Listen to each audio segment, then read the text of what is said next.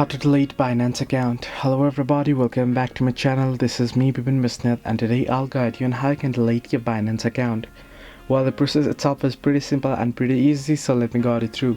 In order to delete the Binance account, simply go ahead and open a Binance application and make sure you're logged into your account. Here you want to tap on the Binance icon at the top left corner of the screen. Then you can simply tap on your profile. Here you can see the arrow icon. You can simply tap beside your username here. Once you're here, you can see verification, security, VIP privilege and Twitter.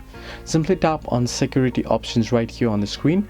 Then scroll down and you can see manage account option at the bottom. Tap on it. Once you tap on it, you can get two different options, that is disable account and delete the account. Simply tap on delete account option there. And once you tap on delete account option here, it will give you option to choose why you want to delete your account.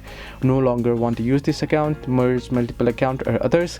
Give your reason, tap on continue, go ahead through the prompt and you'll be able to delete your account. So this is how you can delete your Binance account. Hope this helped you. Do like and subscribe and do not forget to leave a comment down below if you have any further issues.